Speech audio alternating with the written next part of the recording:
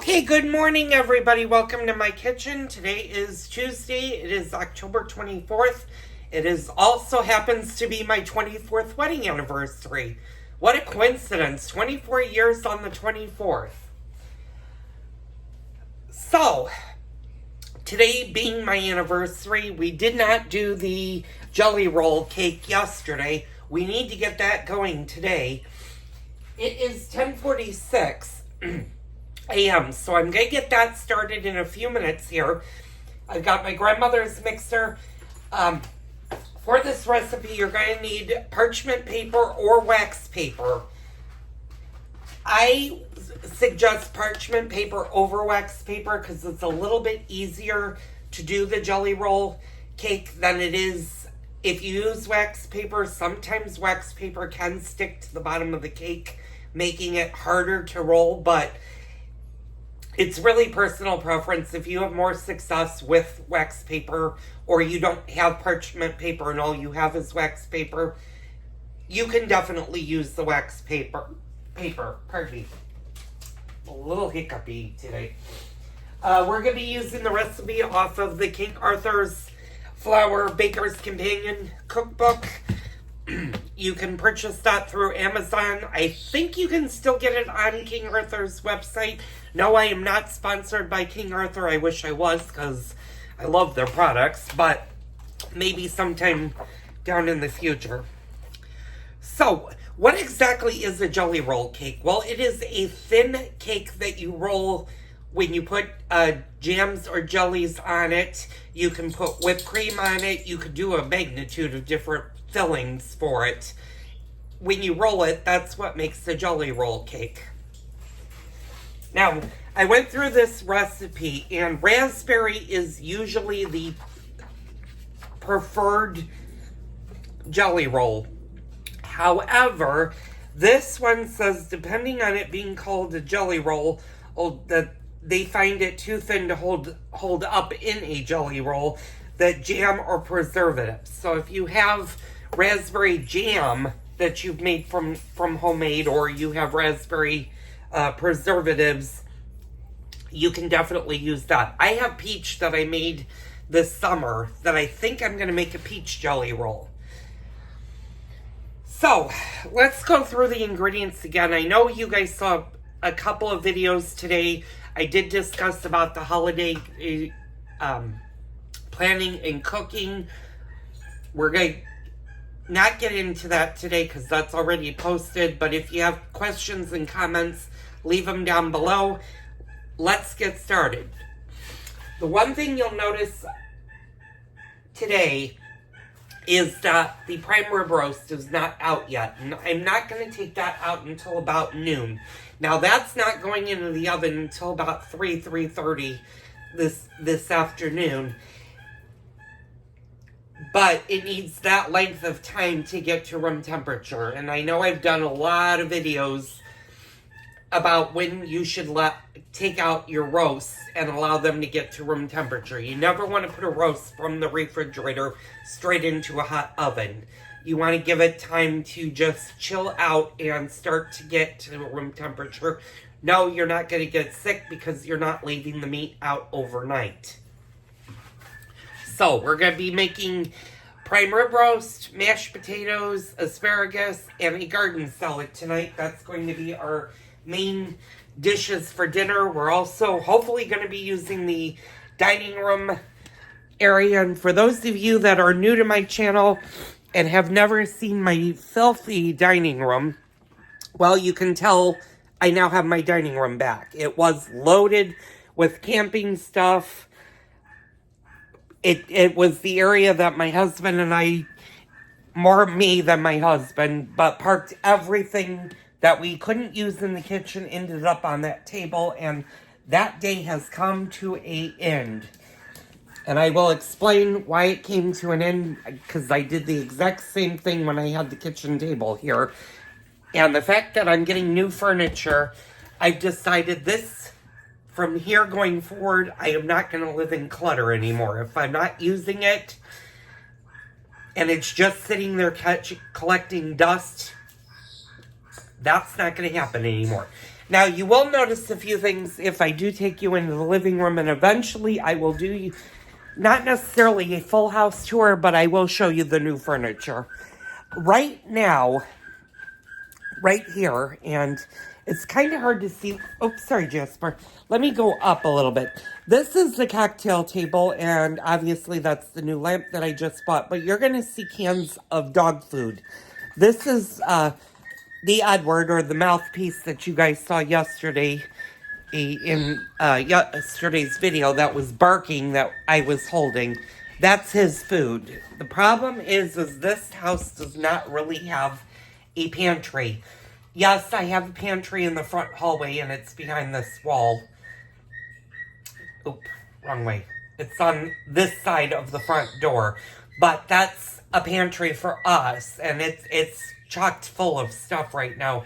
I don't have an area to keep his dog food right now, and we're still exploring options of where I could put his dog food, because I obviously am not going to have it sitting on the cocktail table during the holidays. I'm going to have to put it somewhere. So we're going to figure that out. Speaking of the devil, there's the mouthpiece. He does not like the fact that I'm in the kitchen and he's not. So we're going to do the jelly roll today. It's 10:52. Ideally, I want to get this done before noon because I have a roast that needs to go in the oven right after it. Give me about... I'm going to stop the video. I'm going to take about 15 minutes to finish up what I'm going to do. I'm going to come right back and we're going to get started. So stay tuned. Okay, y'all, I'm back. Let's get started with the jelly roll pan. So the first thing that you're going to want to do is you're going to want to preheat your oven to 400 degrees Fahrenheit.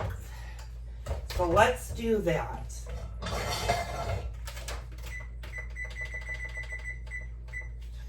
Okay, so that's going in a 400 degree oven. Okay, so I'm looking at the thing. So, prepare oven.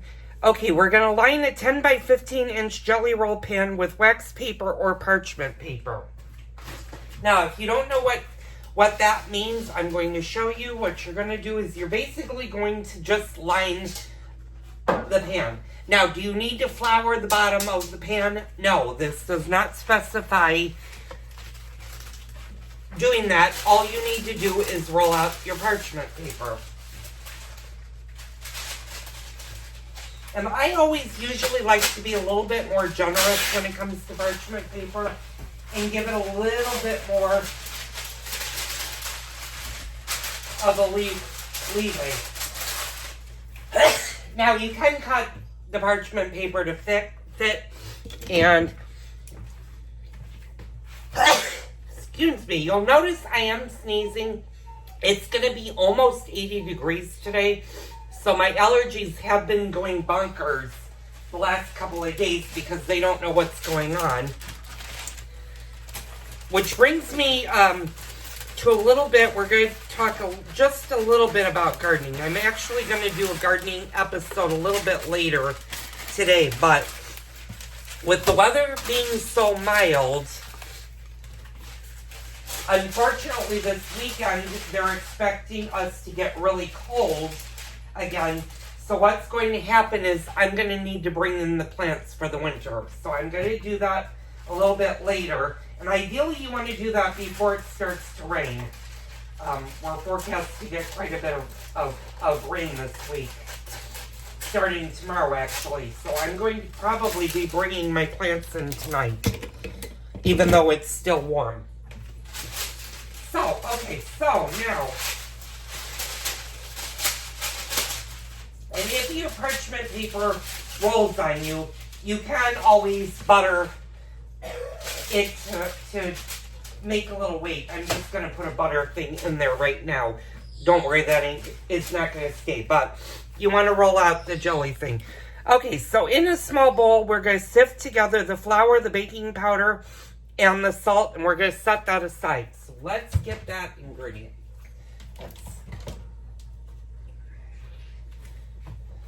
So I got my baking powder which is good through December of this year, which means I'm going to have to be getting new baking powder. So, you know what? Since we're going to use a small bowl, I'm going to just use a plastic bowl. Now, does it matter if you use plastic bowl versus glass bowl? No, it does not for this particular recipe. Also, you're going to be noticing I'm getting red wine out. That's going to be used for the prime rib roast, but we're also going to be serving the red wine, or at least I'm going to have a glass of red wine when I eat my prime rib tonight. We're also going to have champagne with the dinner. That's a anniversary staple or tradition for us. For those of you wondering where my husband and I got married, we got married initially in Hawaii. We honeymooned in Hawaii. We did 4 of the main islands. We did Oahu, Kauai, Maui, and then the big island of Hawaii. Our wedding was actually on the beach of Maui, so we were Maui'd. It was a lot of fun. And then on our 10th wedding anniversary, I surprised my husband with a trip to Paris for 9 days. So that was a lot of fun. Okay, so we're going to sift together the flour, the baking, the salt. Okay, let me grab my salt. And let me grab the flour.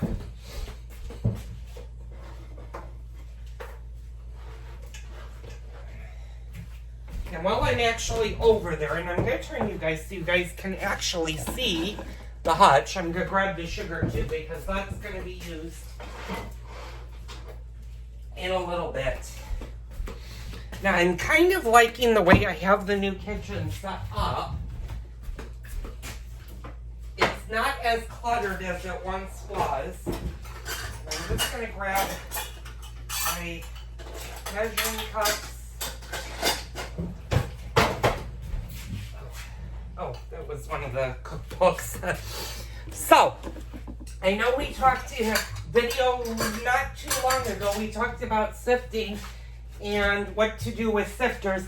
I'm just going to use this as my sifter. I don't really need to do the one that goes down. If that's the only one you have, if you have the old-fashioned one, use that. If you have a strainer like this will work too in a pinch. We're going to use that. We're going to be things. So I'm going to sift 3/4 of a cup of unbleached all-purpose flour. And you might be wondering, that's a really, really low amount of flour. Well, yes, it is. This cake actually has its rise by the baking powder as well as the eggs. And we'll get into that in a minute. So, 3/4 of a cup is 1/2 and 1/4 if you guys don't remember your fractions in high school or elementary school. That's what it is. I need a knife. Let me go get one of those. And you might be hearing noise and seeing lights going on back there. My husband is getting our dining rooms all nice and clean, hopefully. It's not going to be it's not going to be the greatest, because unfortunately I have dogs that do have, I don't want to say bathroom problems, but, you know, they're older dogs. So I don't scold and I don't yell usually with them, but they have been known to make a mess there. But now, hopefully now that the dining room table does not have everything in the kitchen sink on it, I can start to keep that done. Okay, so we need 3/4 teaspoon of baking powder.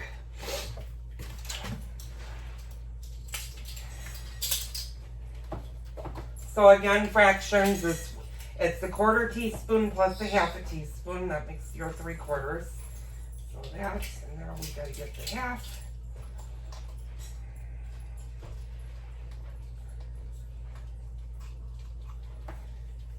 And if you're saying, oh my God, I don't have baking powder, but I have baking soda, you can do this recipe with baking soda. Baking powder will make it much better, so I suggest just running out and getting a baking powder, because chances are you're going to use baking powder around the holidays when you do all of your cookies and your holiday baking. And we'll get into that as we get closer to the Christmas holiday, of when you might want to start thinking about baking the Christmas cookies and all the goodies that you're going to have for the holidays.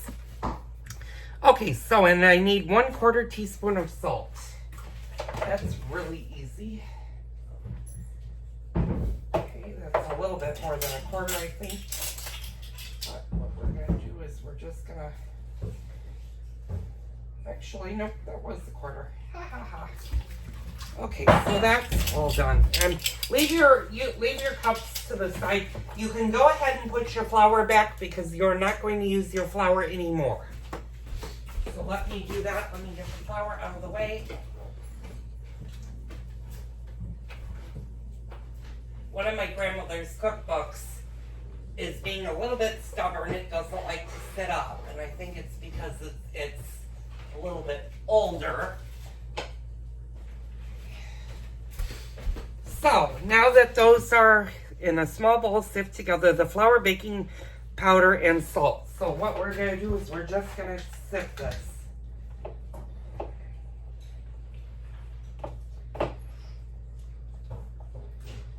And again, you don't want to do fast jiggly movements with when you sift something, because what happens is if you do, it will go all over the place. And that's my sifted stuff. Now the recipe says set aside. So what we're going to do is we're just going to set it aside, and we're going to leave it. Okay, so now in a large bowl it says beat the eggs until foamy, sprinkle in the sugar, gradually beating the while, and continue beating until the batter is very thick and light lemon in color, 3 to 8 minutes. Now this is where a machine comes in handy, because if you were to do this by hand, you will be getting very, very big muscles and using your hand and beating a lot, and you're going to be exhausted. So this is where your machine will come in very, very handy.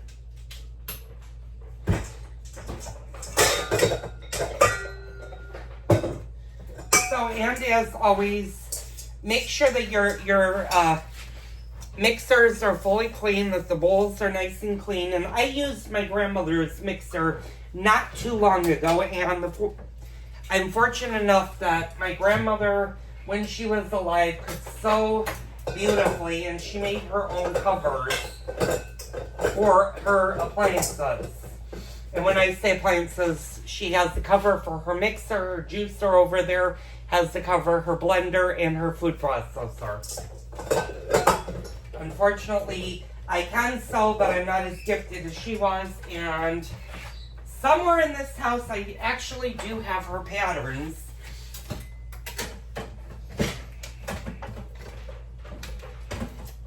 For that, but I figured at some point I'm just going to end up buying covers, especially when it comes to my thing.